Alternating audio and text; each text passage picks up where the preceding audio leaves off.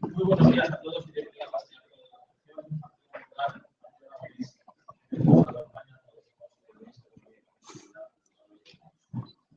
a nadie se le escapa que las elecciones del próximo domingo constituyen una encrucijada entre los españoles y los aragoneses. Deberán decidir entre dos modelos de sociedad contrapuestos. Aquí esta mañana se va a explicar y defender uno de esos modelos. Un modelo en el que ustedes, empresarios que arriesgan su dinero en producir bienes y servicios, en crear riqueza, en ofrecer prosperidad, son también protagonistas. Un modelo social y económico de éxito que hunde sus raíces en los valores constitucionales por los que la nación decidió apostar hace casi 40 años, y en el que la libertad y la estabilidad han sido claves para ese modelo de éxito. Durante siglos, la estabilidad, la prosperidad, han sido conceptos que los españoles nunca fuimos capaces de hacer coincidir en el tiempo y de articular de forma conjunta. Con la Constitución de 1978 nos demostramos a nosotros mismos que era posible hacerlos compatibles. Además, entendimos que no era posible uno sin los demás. El acto de esta mañana une a actores principales en ese desarrollo que hemos vivido en España. Si hay algo que une a las tres personas que se sientan ahí en el escenario, es su insobornable compromiso con la nación y, por tanto, con Aragón, es su apuesta por la libertad y la estabilidad como palancas de prosperidad, y siempre es también su apuesta por el interés general. Junto a ellos están ustedes, los empresarios, parte indispensable de este proyecto compartido. Unos, ellos, garantizan la estabilidad, la seguridad, eliminan barreras, generan facilidades, y otros, ustedes, lo aprovechan en pos del desarrollo, lo convierten en crecimiento y empleo, generan. Queda mucho por hacer. Hoy las reformas que ellos han impulsado contribuyen a que ustedes puedan hacer que España crezca al 3,2% anual. En Aragón es un poco más difícil porque se crece un poco menos, pero también se crece. Queda mucho por hacer, pero hoy las reformas que ellos han impulsado hacen que ustedes puedan crear empleo. Porque solo durante hoy habrá 1.500 españoles que hayan salido de casa sin trabajo y vuelvan a ella con un trabajo, con un proyecto de vida. Queda mucho por hacer, pero hoy las reformas que ellos han impulsado y el riesgo que ustedes han asumido han generado crecimiento, han generado empleo, han generado prosperidad, y eso permite que 9,5 millones de pensionistas cobren cada fin de mes su pensión, que haya una educación, que haya una sanidad y que haya unos servicios sociales básicos que definen también la sociedad de los periodistas. Ese es, en líneas muy generales, el modelo de éxito que hoy se defiende aquí. Es en el que la libertad, la estabilidad y la prosperidad han podido ser conjugadas durante unas décadas en el mismo lugar y en el mismo momento. La respuesta a la pregunta que se nos hace el domingo entendemos que debemos ser afrontada recordando, reivindicando y a favor de ese modelo de éxito. También de los principios y de los valores que lo inspiran y lo hacen posible, y también a sus protagonistas. El acto de esta mañana va a conseguir en lo siguiente. Van a intervenir, en primer lugar, el presidente del Partido Aragonés, don Arturo Aliaga, después la presidenta del Partido Popular de Aragón, San Fernando Rudi, y finalmente el ministro de Economía y Competitividad. Disponen de tarjetas para realizar preguntas, tras finalizar habrá un coloquio. Se quedan en compañía del presidente del Partido Popular, del presidente del Partido Aragonés, Arturo Aliaga. Buenos días.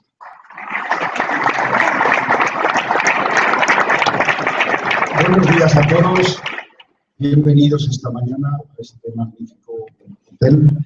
Querido ministro, querida presidenta del Partido Popular, en la carta en la que les convocábamos a este acto, la propia presidenta del Partido Popular, Luisa Fernanda Rudi, y yo mismo, les decíamos que queríamos que ustedes nos acompañaran para conocer de primera mano esa visión de la economía europea y mundial que tiene el propio ministro, y también, lógicamente, para que le puedan plantear ustedes algunas cuestiones o algunas inquietudes que tengan.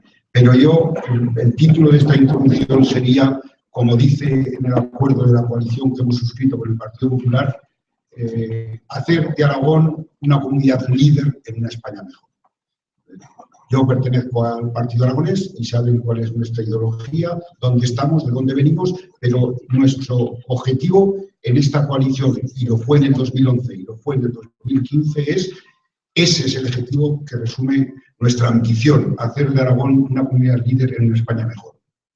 Quiero pues agradecer a las organizaciones empresariales, a los emprendedores, a los autónomos, a todos los representantes del sector empresarial aragonés, un sector dinámico y vivo, su presencia en este acto.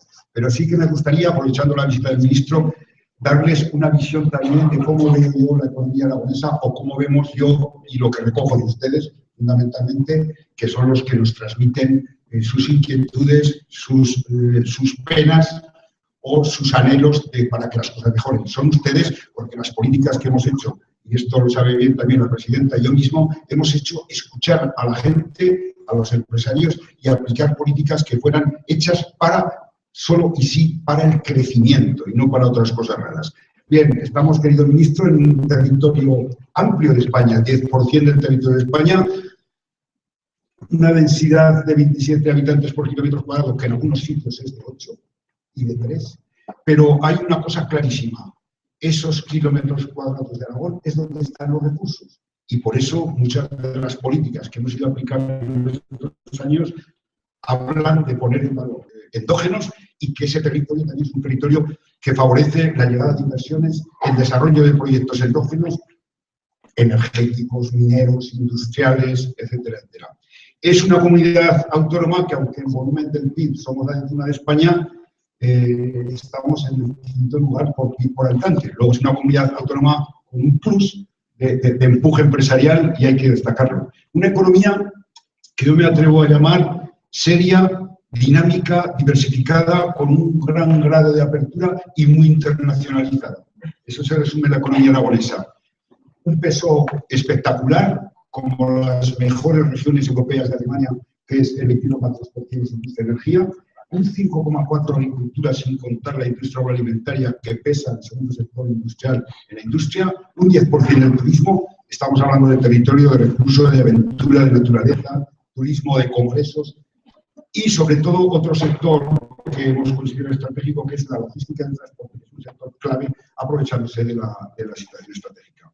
Repito, para nosotros, para muchos de los que aquí están, aunque hayan pasado por este periodo, es una economía diversificada. No tenemos puestos, como decía mi amigo Teruel, all the eggs in the same basket. Tenemos puestos los huevos en varias cestas y eso nos hace ser menos vulnerables. Me ha dicho que dije algo en inglés, lo digo. Bien. Hemos tenido,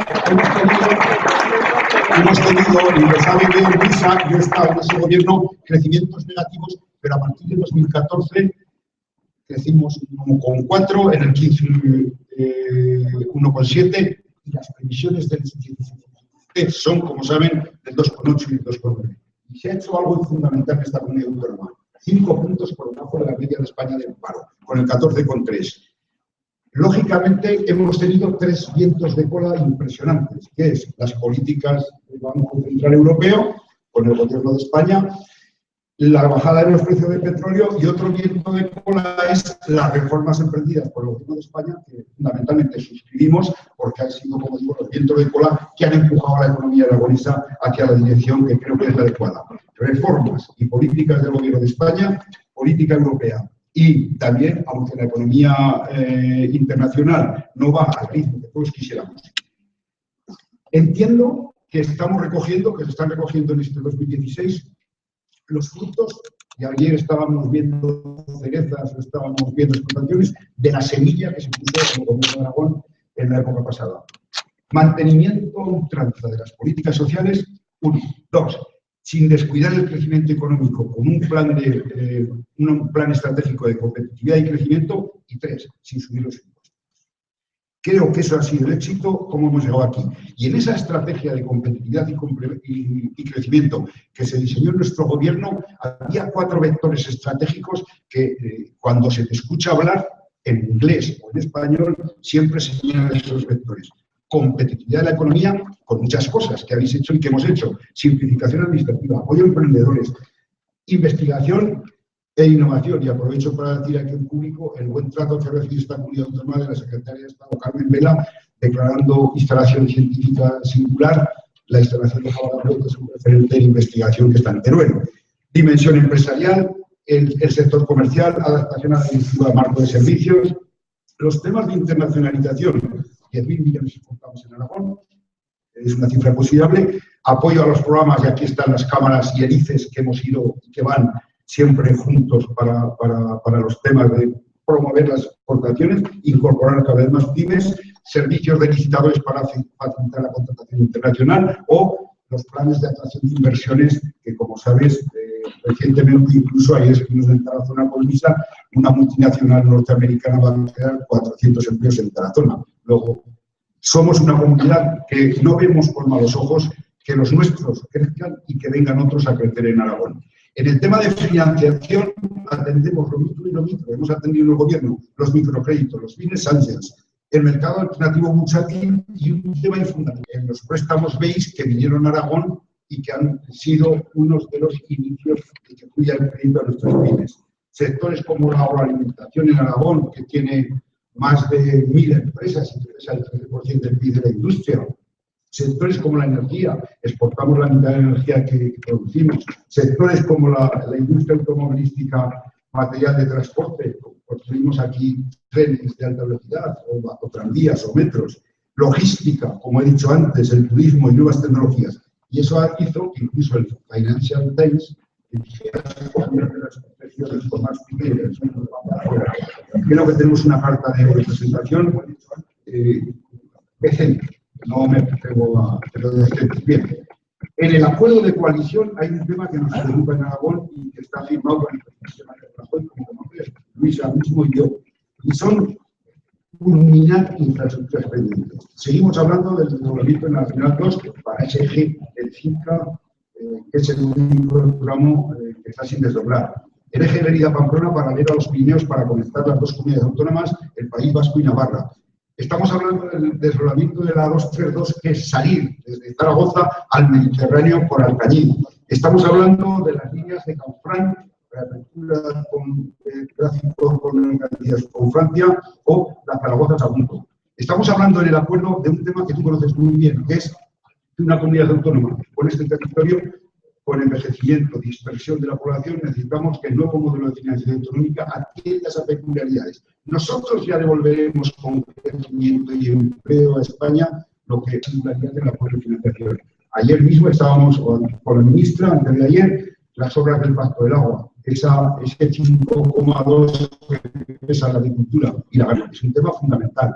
Exporta el 20% de los 10.000 millones y hay un tejido empresarial fantástico de pequeñas y medianas empresas que han puesto en valor eso que son los alimentos de Aragón de alto nivel y que tal.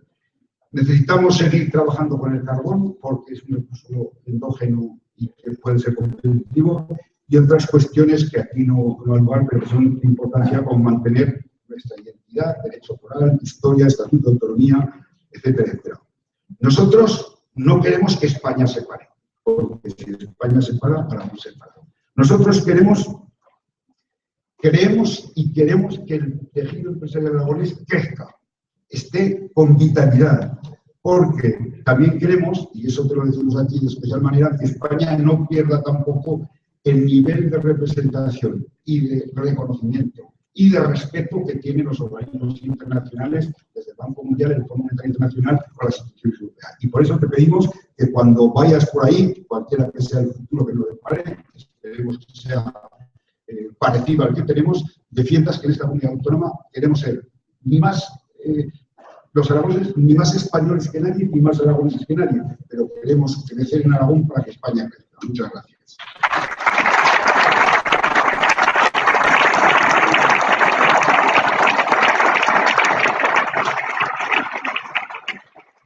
Tiene la palabra la presidenta del Partido Popular de Aragón. Buenos días. En primer lugar, muchísimas gracias a todos ustedes por su presencia y por haber atendido a la invitación que desde la coalición Partido Aragonés, Partido Popular, les hemos hecho para estar esta mañana aquí. En segundo lugar, muchas gracias, ministro, por haber atendido mi llamada también una vez más a llegar a Zaragoza, que es cierto. Pero sí que es verdad que ya en la campaña autonómica de 2015 te pedí que estuvieras en un acto semejante como este, que me lo comentaba en el coche. Yo no vengo a un mitin político, yo no necesitamos convocar un mitin político. Esto es una invitación que hemos hecho a los sectores empresariales, sectores sociales productivos de Zaragoza, especialmente de Aragón también, para concentrarnos en Zaragoza, tengamos la oportunidad de, con sosiego, con tranquilidad, escuchar bueno, pues la opinión y las perspectivas del futuro. Quien ha estado al timón del presidente Rajoy se ocupaba de la economía, pero sí es claro que en una situación como os encontrasteis en el año 2011 cuando llegasteis al gobierno, si no hubiéramos tenido un ministro de Economía que era capaz de hacerse respetar en lo personal, en primer lugar, porque como país lo tenía difícil en las instituciones europeas, indudablemente la situación hubiera sido distinta. Pasaron 2 años malos. Yo no voy a hablar de Aragón, creo que en representación del Gobierno lo ha hecho muy bien Arturo Aliaga y no voy a volver sobre ello. Y además también, sobre todo, por economía de tiempo. Creo que la situación de España del 2015-2016 nada tiene que ver con el 2011. Y simplemente una pequeña reflexión. Estamos en un momento político complejo para España y para Aragón. Todo lo que afecta a España nos afecta a Aragón. Y sobre todo, a mí lo que me gustaría romper es esa sensación de mensaje que algunos lanzan de que solo hay que elevarse en primer lugar de que hablar solo de política social. Yo, muchos años en política, creo que fui una de las primeras personas en los albores de la transición a la velocidad de la democracia que dentro de mi partido empecé a hablar de justicia social. Nadie me tiene que dar razón en lecciones de ello. Pero sí me gustaría decir una cosa, y es que difícilmente se puede repartir la riqueza si previamente no se emplea. De eso todos ustedes saben mucho. La crisis ha dejado muchas heridas, algunas cicatrizadas y otras no. Todos hablamos mucho de los puestos de trabajo destruidos, pero quizá hablamos menos del patrimonio de los pequeños empresarios perdidos en la crisis y que en muchas ocasiones han sido capaces de remontarlo y de seguir trabajando. Bien, esa España que hemos construido entre todos desde el 78 hasta aquí, es la que desde el Partido Popular, desde el Partido Aragonés, apostamos por seguir construyendo y por seguir avanzando, donde aquellas personas que todavía no han podido subirse al tren de la recuperación de la crisis lo puedan hacer y también donde tengamos recursos públicos para poder dedicar a políticas sociales.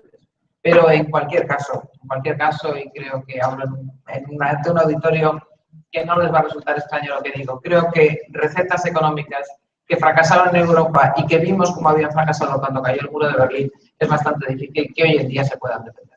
Pero en cualquier caso, están ustedes aquí no para oírme a mí, sino para oír al ministro y para después hacer las preguntas que estimen conveniente. Querido ministro, gracias por estar aquí y gracias también por las horas de avión y las horas de discusión de las instituciones europeas que ha permitido que España esté como esté.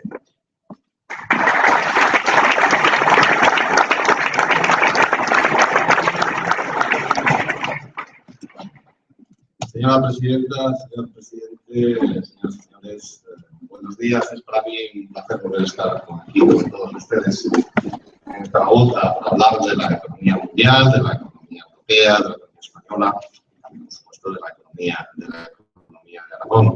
Aunque el presidente del Partido Aragonés ha dado pues, unas cifras que la verdad es que has hecho un resumen magnífico de la potencialidad de esta comunidad autónoma. Que la verdad es que se puede resumir en 2 palabras. Es una comunidad autónoma abierta e internacionalizada y diversificada. Me sorprenden los números desde el punto de vista de Aragón. Además, tenemos una tasa en Aragón inferior, 5 o 6 puntos inferior a la tasa de paro en España, y ello es consecuencia de dicha diversificación, y es consecuencia de que se cometieron menos errores que los que se cometieron en el resto de España durante la época del boom inmobiliario y del boom crediticio. Yo voy a darles una serie de pinceladas sobre cómo veo la situación económica en el contexto internacional, en Europa, en España, y después, por supuesto, me pongo a su disposición para cualquier cuestión que me quieran plantear. La situación no es sencilla por varias razones. Yo creo que estamos en un momento de encrucijada para la economía española, no solamente porque tengamos elecciones este domingo, que es un tema importantísimo, como después intentaré saltar, sino porque el contexto internacional es especialmente complejo, como ponía anteriormente de manifiesto la presidenta. Yo simplemente les diría que hay desaceleración de la economía internacional, es una desaceleración que es clara, se refleja fundamentalmente en una caída del comercio internacional, que es la mejor aproximación a la evolución de la economía mundial. Nos encontramos con que, además, esta desaceleración ya no solamente afecta a las economías emergentes, empezó por China, se fue extendiendo al resto de Asia, América Latina, sino que vemos también como, por ejemplo, ayer mismo el Fondo Monetario Internacional decía que la economía americana se está desacelerando y que había riesgos relativamente importantes. La economía americana, que está creciendo por encima del 10% durante muchos años, la proyección que hace el Fondo Monetario es un crecimiento ligeramente por encima del 2%.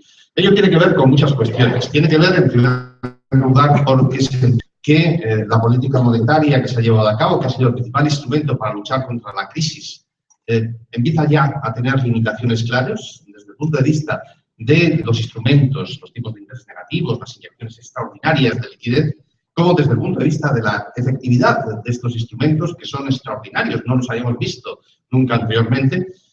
Por mucho que ya nos vayamos a tipos de interés más negativos, yo creo que el impacto marginal de estas medidas será relativamente bastante reducido. Y también tiene que ver con que nos encontramos con una situación de endeudamiento en el sector público, en el sector privado, en países desarrollados y en países emergentes, que es el más elevado desde el final de la Segunda Guerra Mundial.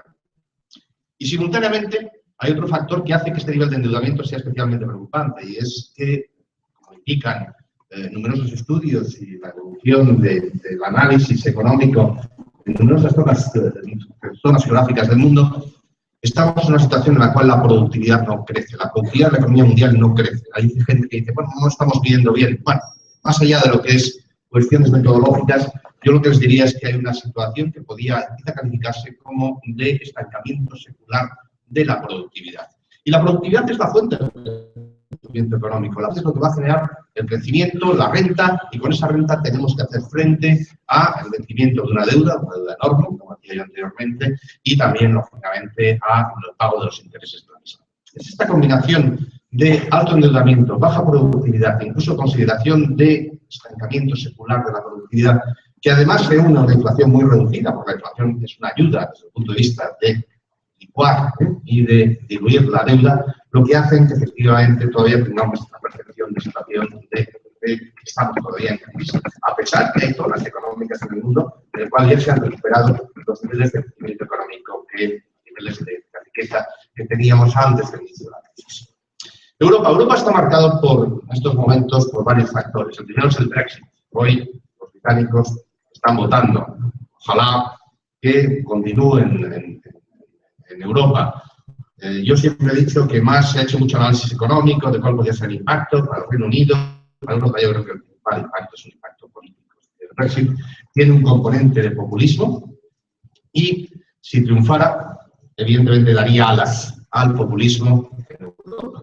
Porque la segunda cuestión que vemos en Europa es el aumento del populismo. Han visto ustedes lo que ha pasado en las elecciones en Austria, han visto ustedes lo que ha pasado en las elecciones en Italia, ven ustedes también las perspectivas en Francia, incluso en Alemania. Es decir, el populismo está al alza de toda Europa. Y el populismo es, sin duda, el principal enemigo de las reformas económicas y el principal enemigo de la forma en la cual muchos entendemos lo que es la política y la política económica en Europa.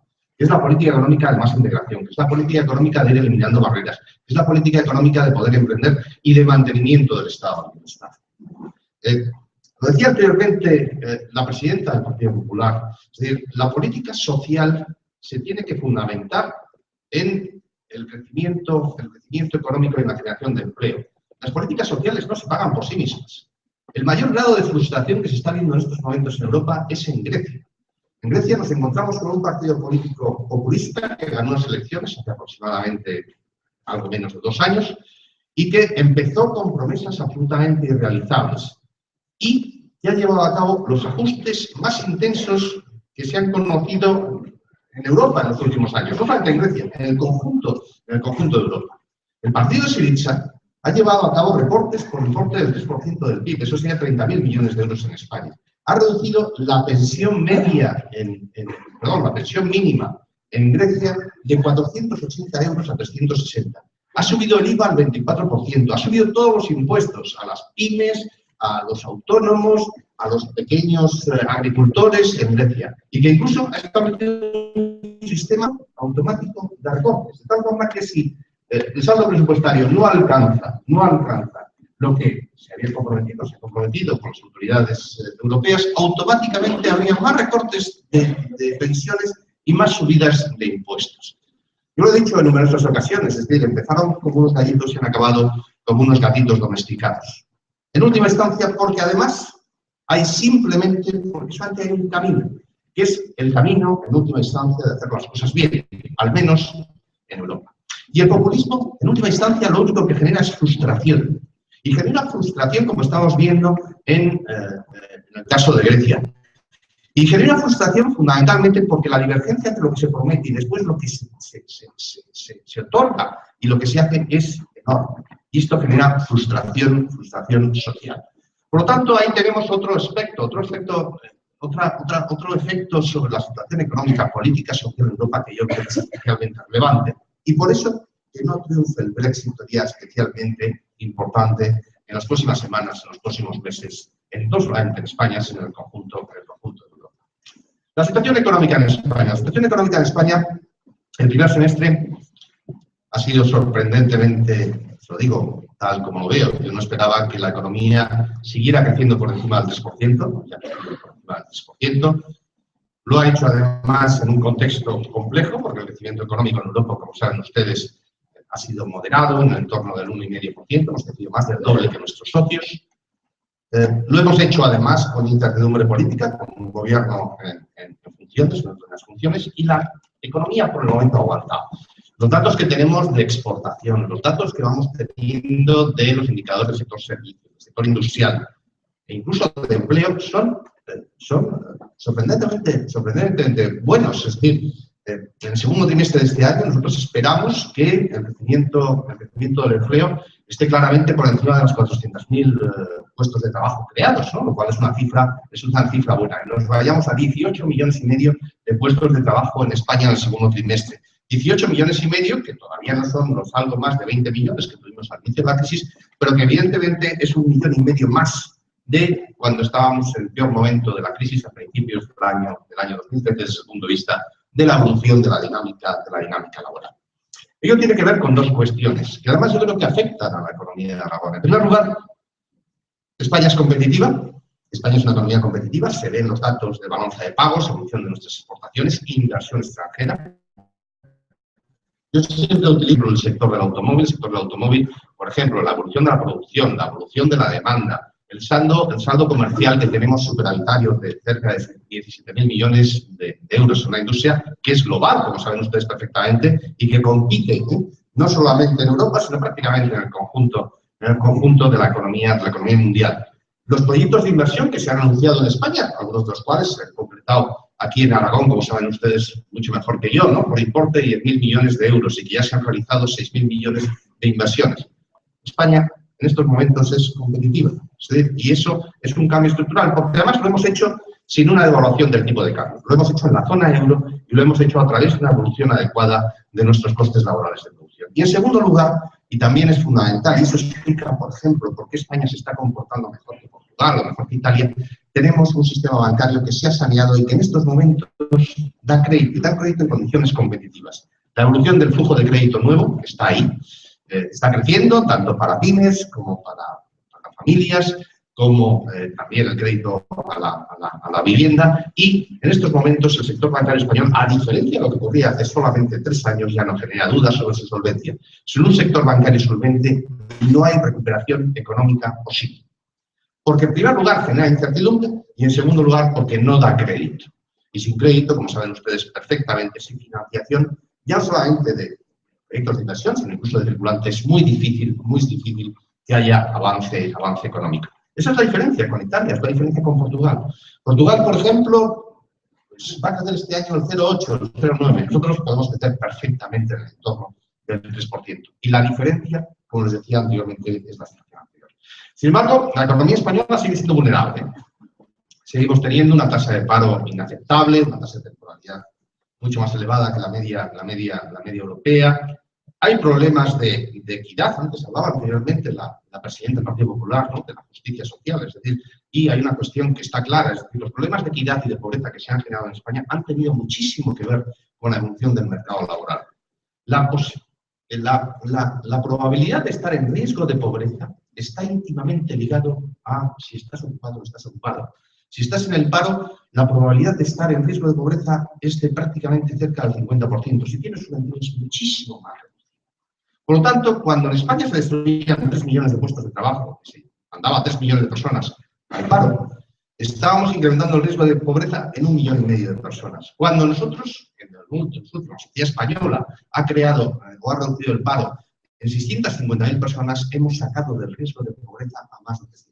Por lo tanto, esa es una cuestión que es muy importante. lo que de alguna forma nos va a permitir reducir ese riesgo de pobreza, reducir esas diferencias y desigualdades que se han producido es el crecimiento económico y es la generación de empleo. No existen recetas mágicas, no existen cantos de sirena, no existen atajos, es lo único que hay. Las políticas sociales, las rentas básicas, las rentas universales, lo saben ustedes perfectamente, eso hay que pagarlo. Y en última instancia vuelve a llevar la frustración que cuando efectivamente se ponen de manifiesto que esas políticas no son realizables, no son implementables, que se ha generado en el caso de Grecia. Nosotros, en ese contexto, en esas vulnerabilidades de la economía española, por un lado el mercado laboral, por otro lado seguimos teniendo un endeudamiento muy elevado, y además nos encontramos con un contexto internacional complicado. No solamente por el Brexit, yo espero que el Brexit no salga, pero sí les diría que el mundo no está sencillo. En esas circunstancias, yo creo que existen solamente dos modelos de política económica. Un modelo que siga apostando desde el punto de vista de la iniciativa empresarial, desde el punto de vista del crecimiento económico, desde el punto de vista de las reformas económicas, reducir el déficit público a niveles que sean sostenibles, que continuemos financiándonos como nos estamos financiando ahora. Es decir, en estos momentos nos pagan por prestarnos dinero hasta el plazo de 2 años. Hemos conseguido colocar financiación a 50 años por debajo del 3,5% de coste a 50 años. Y no siempre el señor Draghi va a estar ahí, ¿no?, comprando bonos, ¿no? Es decir, no, yo creo que no va a estar 50 años, incluso que su esperanza de vida, por mucho que todos deseemos lo mejor, sea de 50 años adicionales, ¿no? Por lo tanto, esos son señales de confianza y son señales de credibilidad en la economía española. Y eso es lo que hay que mantener.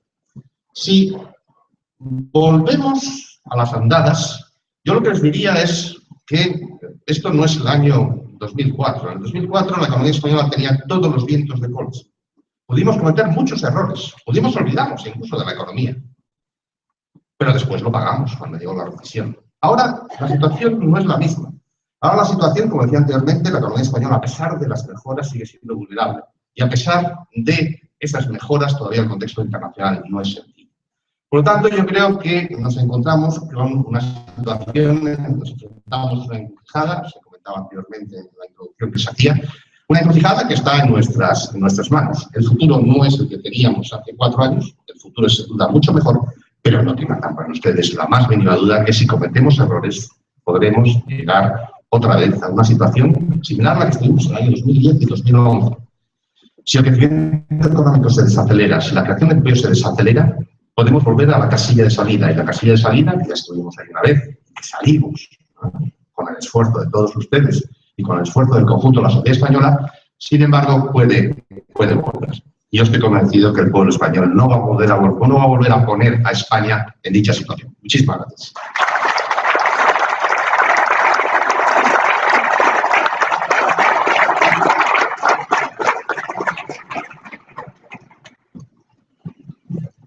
Bien, pues vamos a comenzar con el coloquio con el señor ministro y con los asistentes. Les recuerdo que tienen tarjetas por si quieren formular preguntas por escrito. Se las recogerá y las podrán acercar aquí a la tribuna. Hay una de las cosas que ha dicho el señor ministro al inicio de su intervención que tiene que ver con el riesgo de que el Reino Unido, señor ministro, abandone la Unión Europea tal y como los propios ciudadanos del Reino Unido están votando hoy. Y usted ha señalado una cosa que a mí me llama mucho la atención y es la puerta abierta al populismo que se da, no tanto el rechazo a estar en un continente, de pertenecer a un conjunto político, a un conjunto económico, sino el riesgo de populismo. Y la pregunta que yo le quiero formular, a raíz también de lo que ha dicho la presidenta Rudy en su intervención, cuando señalaba que ya hemos visto todos cómo las políticas económicas que salían del muro de Berlín eran políticas fracasadas en un siglo, si el populismo es más peligroso por el modelo económico que sugiere o por la esperanza que da a la gente que lo apoya. Bueno, yo creo que es por las dos cuestiones, y las dos cuestiones están interrelacionadas. Esta crisis es una crisis complejísima, es una crisis larga. Todavía en España, a pesar de que llevamos 3 años de crecimiento económico y el último año y pico con crecimientos por encima del 3% y se ha creado bastante empleo, todavía no estamos ni en el nivel de renta que teníamos antes del inicio de la crisis, ni por supuesto el nivel de empleo que teníamos en el año 2007-2008. Entonces llegamos a tener más de 20 millones de personas ocupadas, de acuerdo con la encuesta de población activa, Y yo calculo que en el segundo trimestre de este año, cuando tengamos la EPA a finales de julio, nos mostrará que hemos alcanzado ya 18,5 millones de ocupados. Todavía nos queda 1.600.000, 1.700.000, 1.800.000 por recuperar. Y desde el punto de vista de renta, no estamos todavía ahí. Es decir, renta, yo creo que si se mantiene esta inercia, estaremos en el nivel previo a la crisis a finales de este año, principios del año que viene, ¿no? Es decir, con eso lo que quiero decir es que esta crisis ha sido durísima. En España llegamos a perder un 9% del Producto Interior Bruto desde el inicio de la crisis hasta los primeros meses del año 2013, que fue el momento peor, ¿no? El mínimo, ¿no? Desde el punto de vista de evolución del Producto Interior Bruto en nuestro país. Una caída del 9% del Producto Interior Bruto, a mí una vez me decía un analista extranjero, bueno, es que eso es casi una guerra. Y ya, es algo que no habíamos vivido, es decir, las recesiones habituales eran recesiones en las cuales un y medio, y además muy rápidamente, tenías 2 o 3 trimestres de crecimiento negativo, pero muy rápidamente rebotabas e inmediatamente lo recuperabas y se veía, además, y se percibía inmediatamente, ¿no? Por lo tanto, eso ha dejado, como ha dicho la presidenta, ha dejado heridas, ha dejado cicatrices, heridas que no están todavía cerradas, ¿no? Y eso es un terreno abonado desde el punto de vista del populismo, ¿no? Las recetas fáciles inmediatamente surgen. Y surgen, además, yo creo que la diferencia, hay una cosa buena en España. En España no ha surgido el populismo como ha surgido en otros países de Europa Central con una cierta connotación xenófoba. Eso en España no se ha dado, es un aspecto positivo.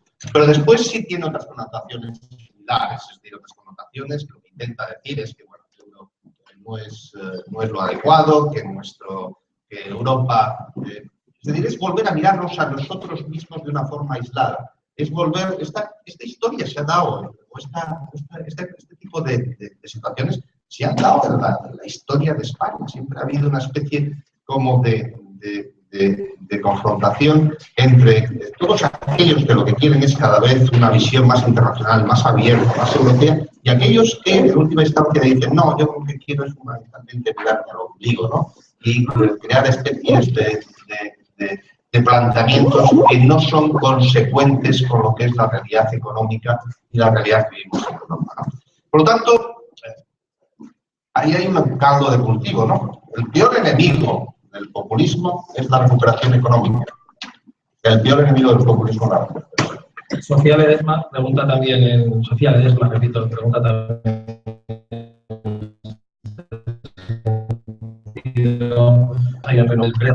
Reino Unido es el cuarto país de exportación de productos aragoneses.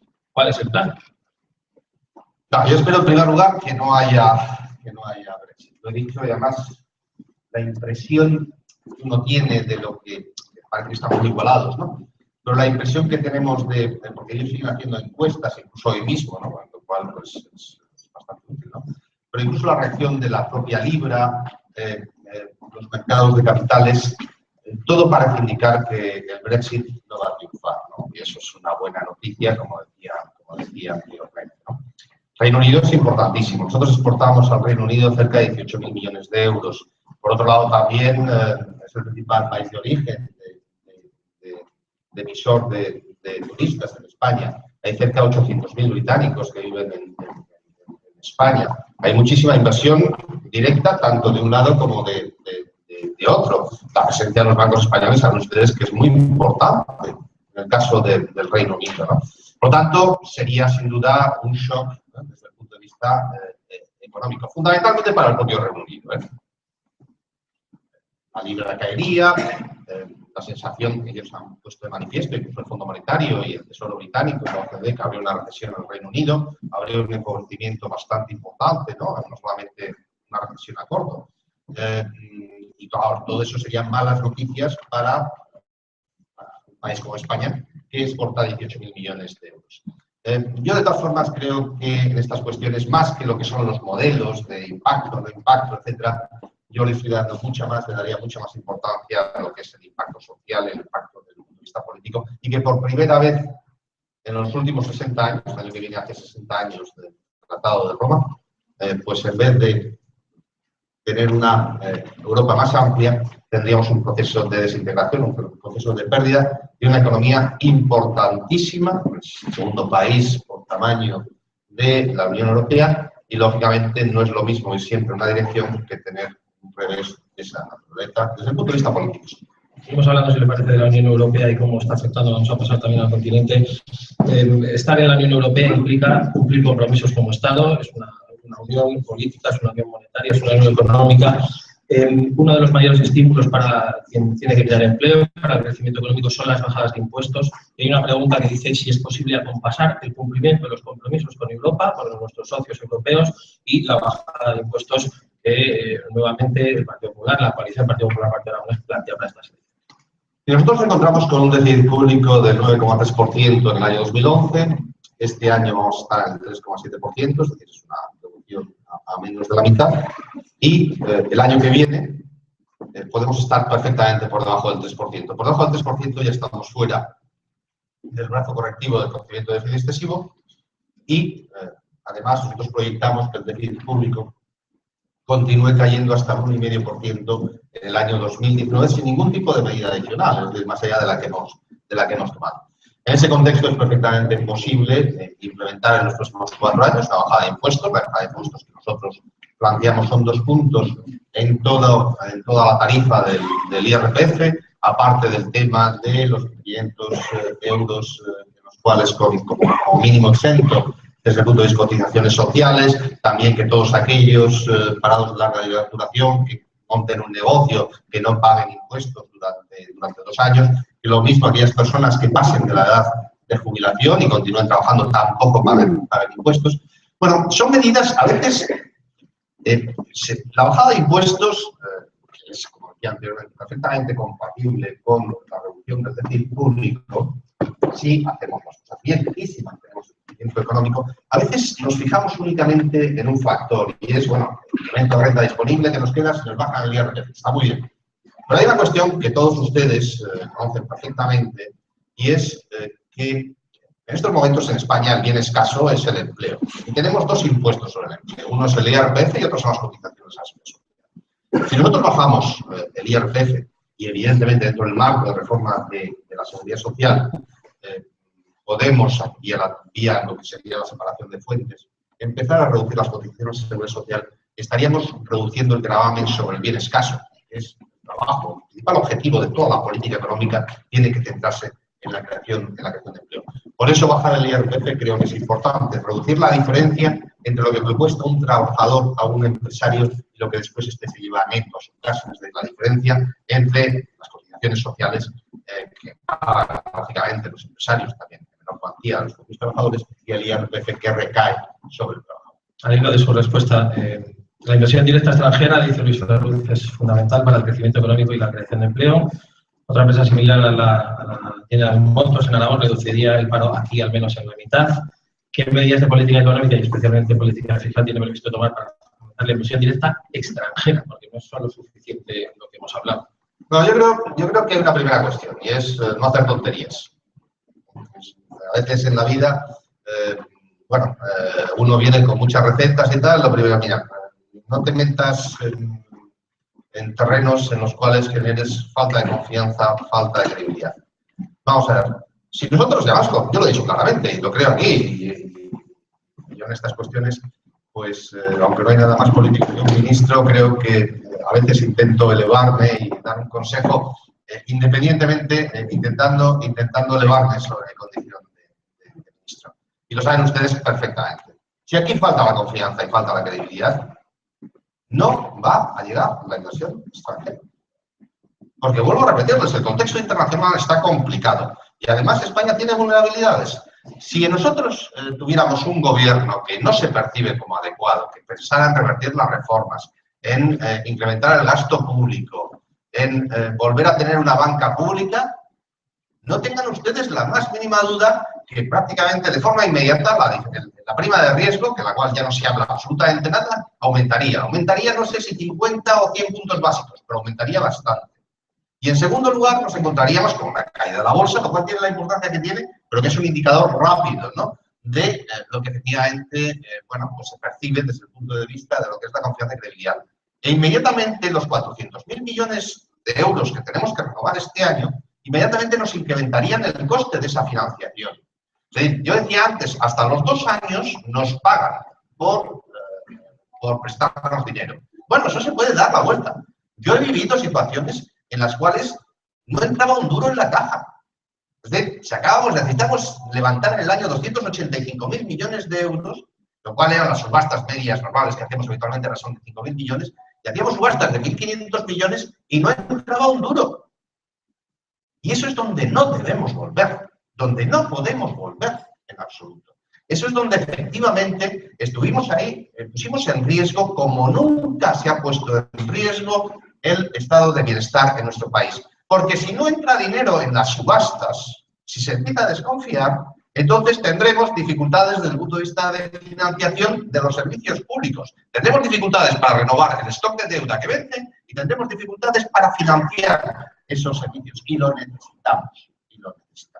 Por tanto, lo primero es, como decía anteriormente, no hacer ningún tipo de tontería y generar una política económica que genere confianza y credibilidad. Cualquier mensaje de incremento del gasto público y cualquier mensaje de, por ejemplo, revertir las reformas, la reforma laboral o las reformas económicas, unidad de mercado, o todas aquellas que tienen que ver, por ejemplo, con el saneamiento de la banca, inmediatamente lo pagaríamos con una rapidez inusitada.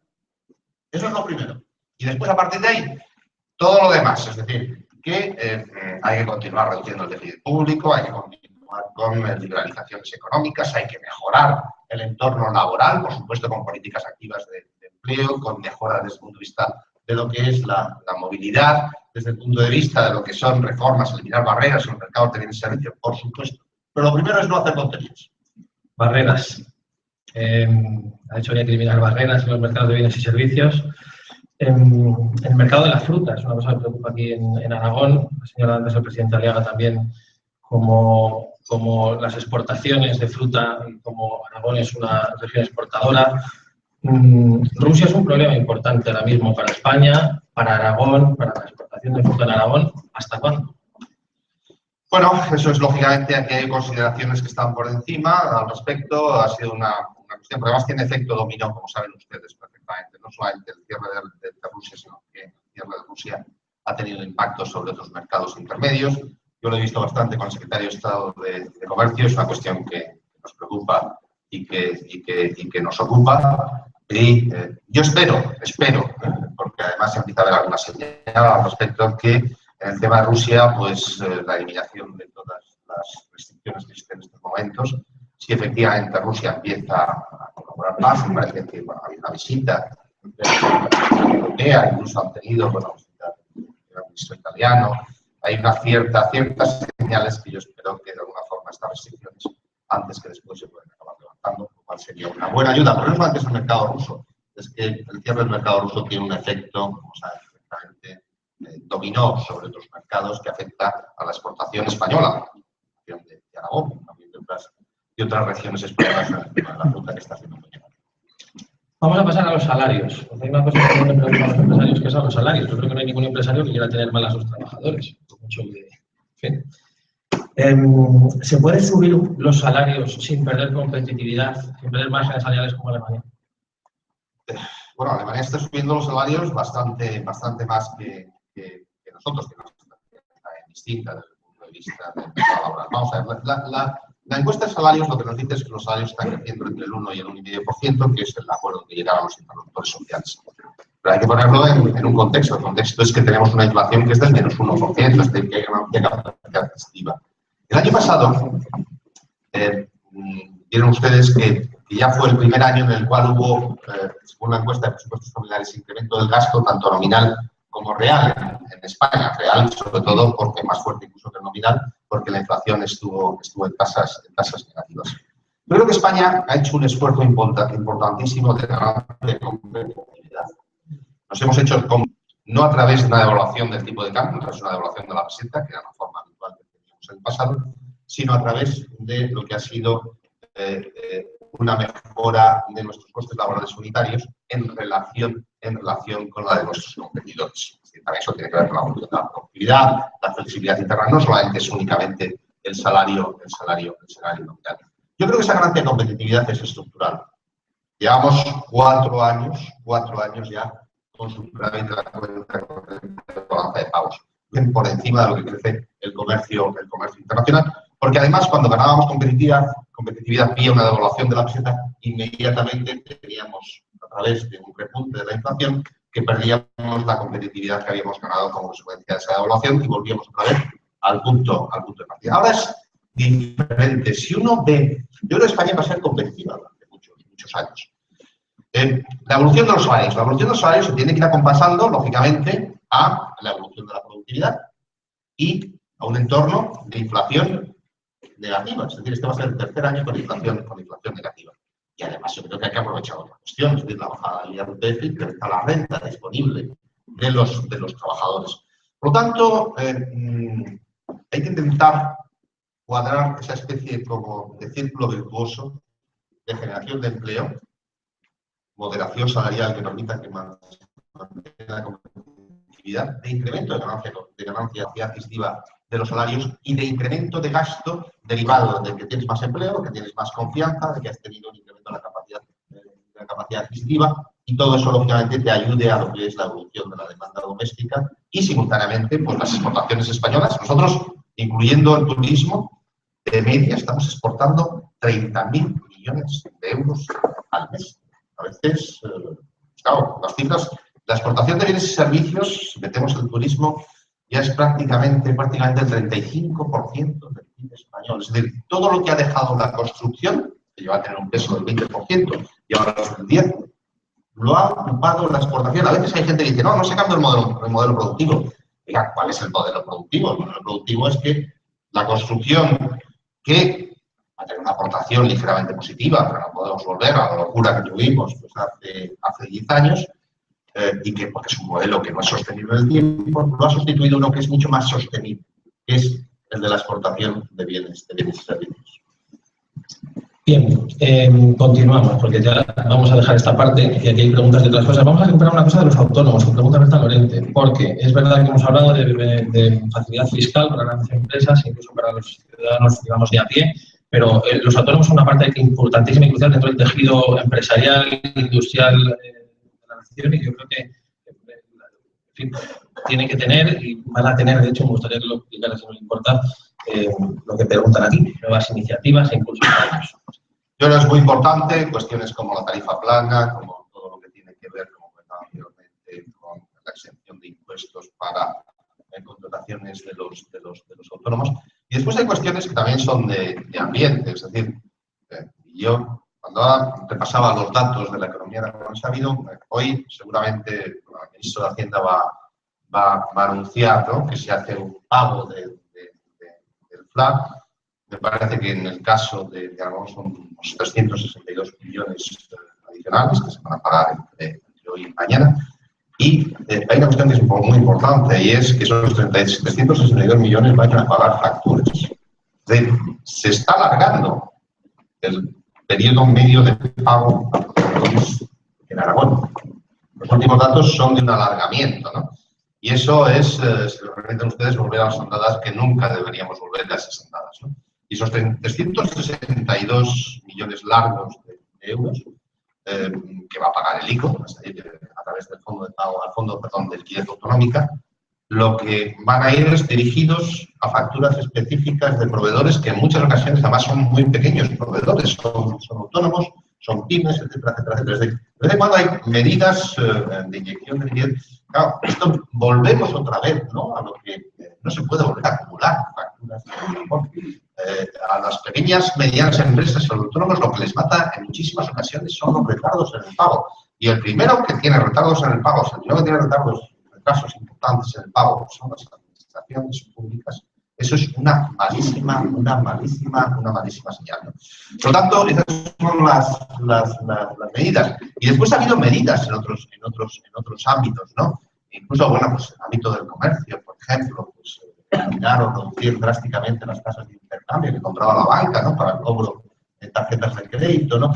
Todo ese tipo de cuestiones es para crear un ambiente, no es una o dos medidas aparte de los impuestos, es crear un ambiente que sea favorable para entender y para que los autónomos, que son emprendedores por definición, igual que los muchos empresarios, pues de alguna forma encuentren el terreno abonado, ¿no?, para crecer.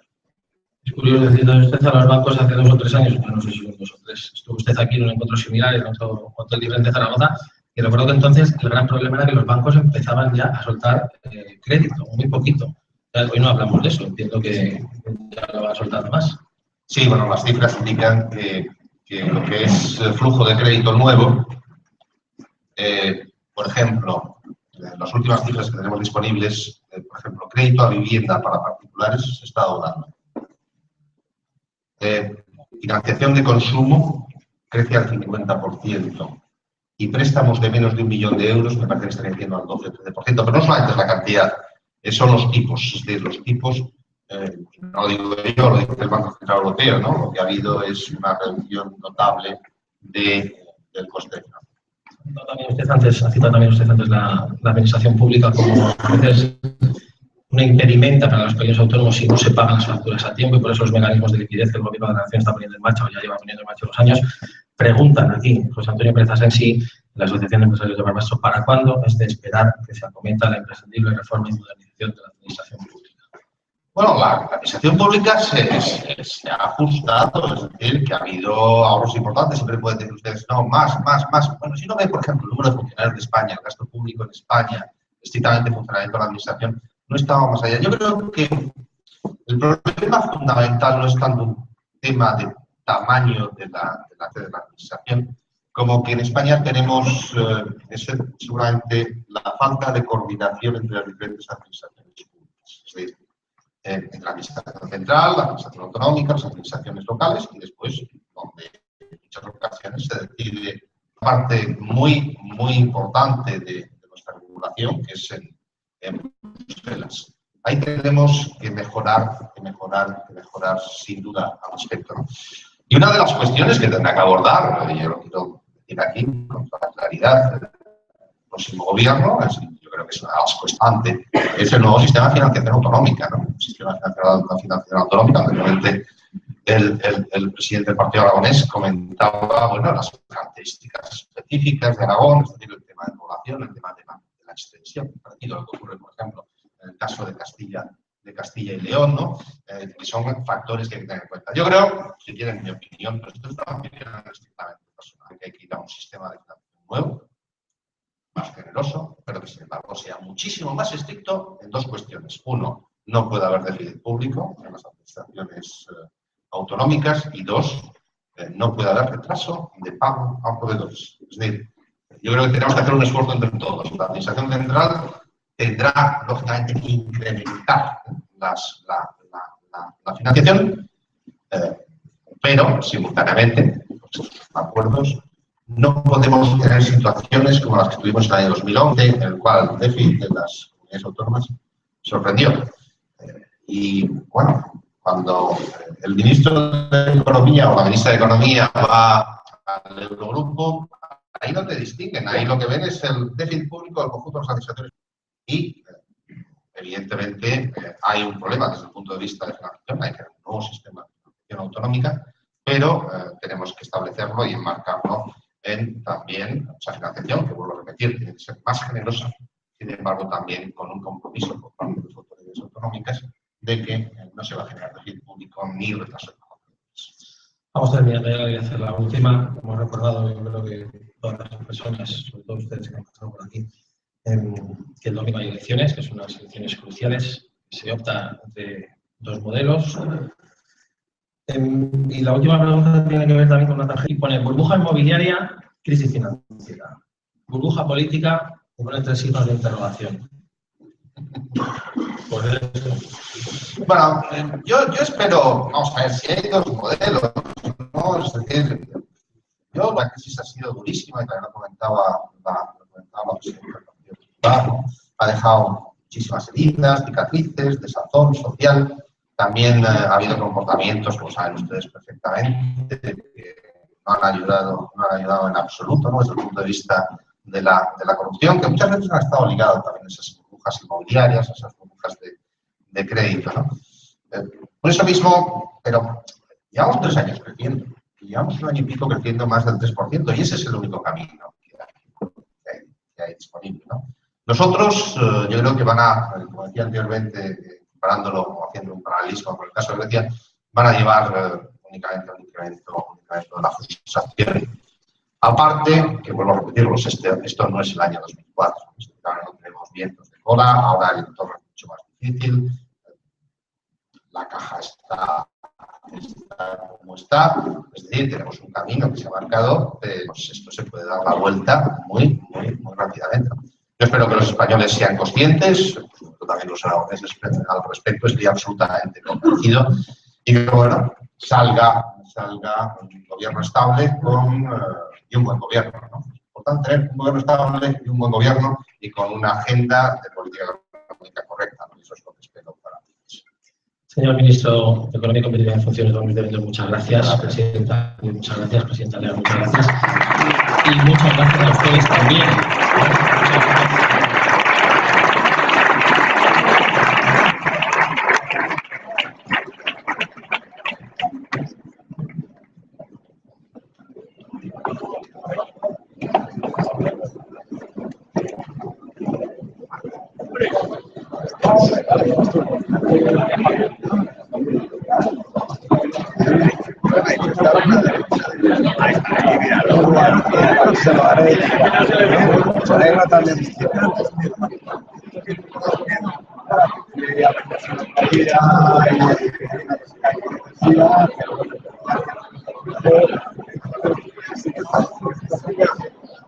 Gracias.